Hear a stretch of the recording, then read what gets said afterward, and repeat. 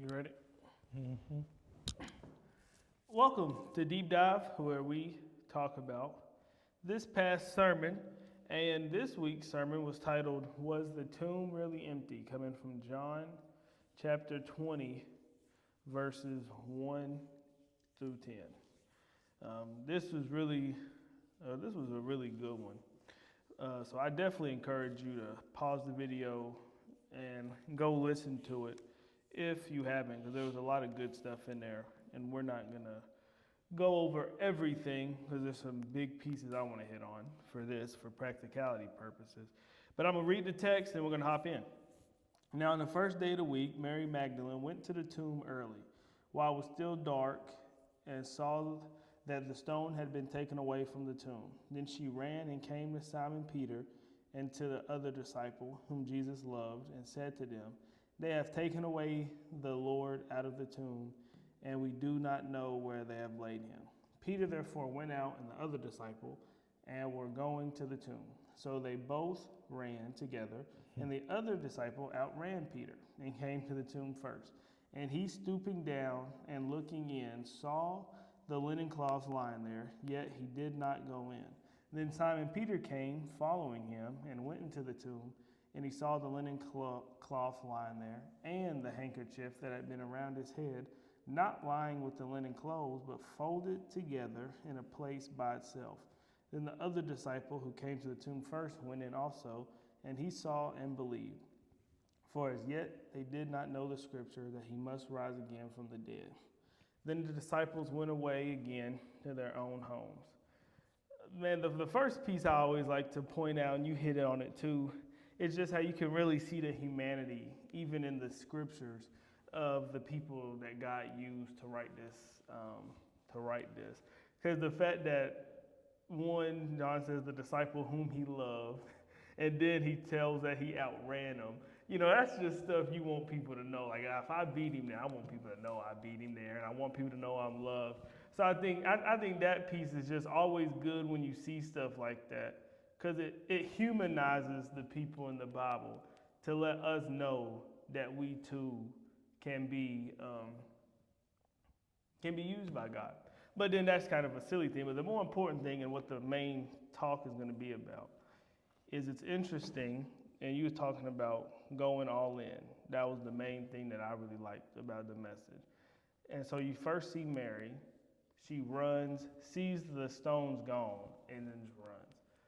John gets a little bit closer, looks and peeks in the tomb, but still doesn't go in. And then finally Peter gets there, does some investigation, gets up in there, looks, and then we see what's produced out of that. Why is it so hard for us to be first and go all in? We see the other people do it, and now it's easier to do it. But why is it hard to just do it when you get there? I think more so as you deep dive, you just realize that uh, the daily dying to yourself. I mean, we say that loosely, but to give up your life. I mean, the fear, what was going to happen? Why did they not go in? What keeps you from? So the opposite is what keeps you from going all in. Yeah. And it has to be tied into, if I go all in, what am I going to lose? So it has to be give and take on the thing that you don't lose anything, you gain everything by going all in with Christ. Because then you realize the importance of everything. Because as long as you're trying to hold on to, you think you got the strength, you think you, and by not going all in, you're never going to be able to walk in the total truth of it. So we saw that, and that piece came out. The two that you talked about, Mary and John, the beloved disciple, who got there, and they just, as I call it, snooped around, just peeking around, just trying to see. But when Peter finally got there and went all in and got to see, and then he was able to have a different mindset. Think about being all in, how you talk about it, versus just thinking you know. Mm-hmm.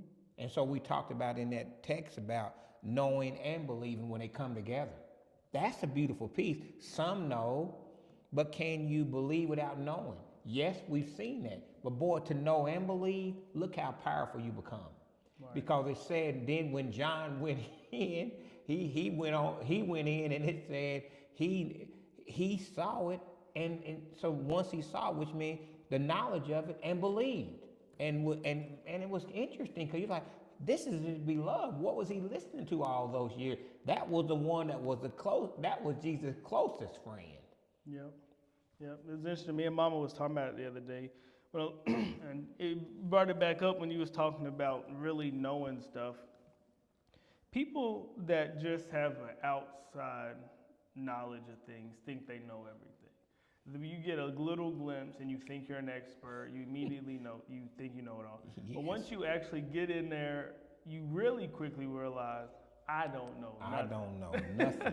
I'm telling you, that's what the Bible does. It exposes. That's why the way I try to preach and teach it, because I'm constantly being exposed to, like, God, I thought I was there, and this is interesting. Man, when you really look deep down inside, man, I need him. Yep. I have to talk third person. When you go, I don't know any other, because you take Christ out of the equation and you're going to see. I'm just going to peek in, that's enough. You know, we just talked about it in the Bible class tonight. I mean, it's just, we talked about it from the heart of the matter until the person's heart's been changed. Because once the heart's changed, then you want to get all in. You really want to know everything that you can know, because you know the heart is what regulates the mind to get you to do what needs to be done. And what thus saith the Lord. And if you don't know it, a lot of things people do out of ignorance, because, like you say, they just know just enough to be dangerous, not enough for transformation. Right. Why do you think God will allow still you to get blessed and you not go all the way in? Because that'd be one of the biggest issues is people are fine with just getting the blessings out of someone else's overflow versus actually wanting it for themselves. And so when you think about that whole thing, it'd be like, well, shoot, if everyone's life was just hell that was against, that didn't see God, and you didn't get to benefit from being around people that are all in, that may make some people not want to be half foot in, half foot out. And just that type of a thought process. Well, I being think close enough. I think, well, close enough is only for the material stuff. The fruits of the Spirit, the things that we truly need to navigate and make it through this world, that's being all in, because now you're going to be rejected. Some going to reject you, some going to like you. So we see it in 1 week. His whole lifestyle before, they all held to the king, and by Friday they was crucifying, you know. So when you're going through this in life, it is. 1 minute they love you, next minute they hate you, and you try, and you can't even try to figure it, because they didn't have a cause. They try to figure it out. So in that situation, and this is where it's hard to get to when you're saying that, because most of our blessings is predicated on material stuff. God's blessings is totally opposite of that. The material things is the byproduct of what's going on in the heart, the real transformation, the real peace, the real joy, the real love, the real kindness. I have that whether I'm a millionaire or a peasant. If I'm, if that's been imputed in me, his imputed righteousness, and that's the problem, because the house doesn't mean anything, the car doesn't mean anything, the clothing doesn't mean anything. That's an expectation that he's going to take care of. He's going to take care of you with all those frivolous stuff. But the reality of life is how do I handle life when I don't have all that stuff, the material things? And I pray that sometimes we don't know until we have a Job experience. Because now look what happened. Once God showed Job's friends and his wife and everybody around that he wasn't going to curse him, look what he did. Now, look what Job had at the beginning, but look what he had 3 times more than what he had at the beginning. Because God knew, because it was all taken away. And sometimes for us to really figure out where we are and who we are and our identity, God will allow us to go into a situation to say, now, let me show you. You really ain't into me. You really into all this stuff. You just concerned about what I've blessed you with, what I've given you. You don't want my heart. You want my hand. And sometimes you just have to, and you don't really know that until you get in those situations. Yeah, it was interesting. We're reading Kings right now. And one of our readings, I got behind, but it was right around, we were talking about Elijah.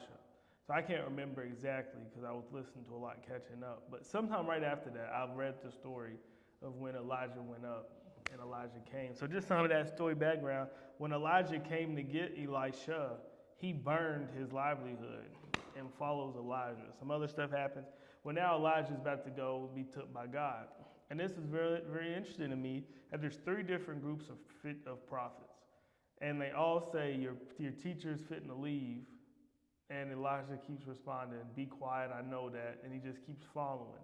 So all of them seeing this, and they all watching, but only Elijah's actually close. So eventually Elijah splits one of the rivers, and they walk across it, and he asks for a double portion of his spirit. Elijah doesn't ask for nothing else. He says, can I get a double portion of your spirit if I see you go? He's like, oh yeah, I can. That's tough, but I'll do it. You just gotta see me. So he does it, and then this is the funny part. So they walk back, and the prophets seen Elijah from afar because they said, let's see where he left them, on a mountain maybe. So they know he went somewhere. And Elijah's like, there's no point in looking for him. I know where he is. But the prophets just kept demanding, and eventually he was like, fine, just go look for him. And 3 days later, like, we can't find him. He's like, I know. And I think that was like a very good, like just a pure depiction of what was just preached of. They seen it, but he was close enough to actually know where he was going. So they wasted all this time looking for stuff, trying to make it that. And I think we just do that in so much of our lives. And why we see, when you brought up the millionaires and the pet, if God gives me his heart, then all that other stuff doesn't matter. And that's why in our world, we can see people that have everything in the world, but they still commit suicide. They still battling depression. They still doing all this because they're not going for what it's going for. I mean, me and Seth did a podcast way back, and he was talking about how we all have a God-sized hole in our heart. And we just constantly trying to fill it with other stuff. But when we get all in with Christ, he fills it perfectly. And then whatever comes, comes.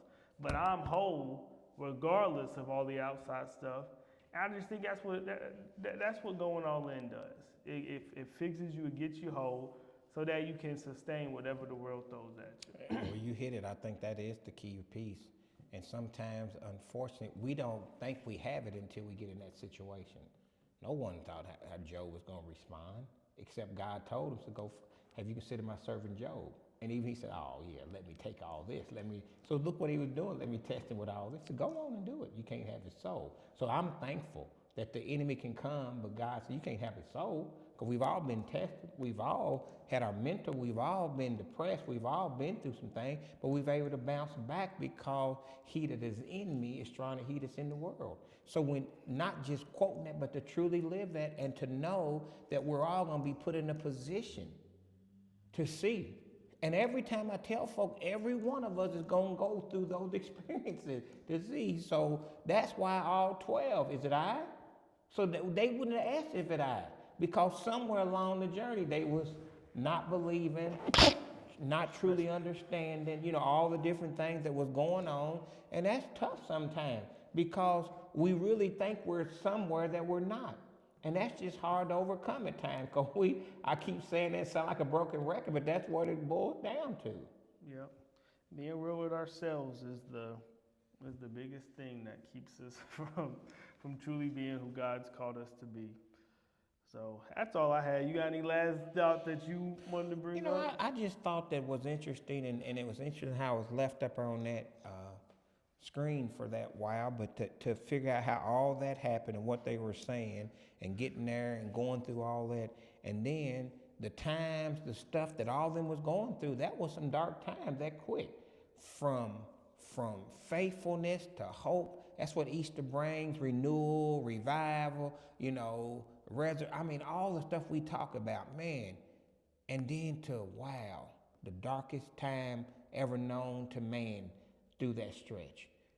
What were they thinking? What was Mary and the other 4 women? What was the other 2 disciples? What was the other 10? What was everybody thinking? Like, man, he really is gone. Where'd they do? Where were they at this time? What was going on? And you think about all this because the human side, it's a dark time. They really killed our Savior. Mm-hmm. Did they not really? And they said, and it's kind of wild. I mean, when you sit there, for yet in verse 9, for as yet they did not know the scripture that he must rise again from the dead. And I just kept saying, wow, how he told them that for 3.5 years, he kept saying that to them. For the time is not yet, but the time gonna come that man must die,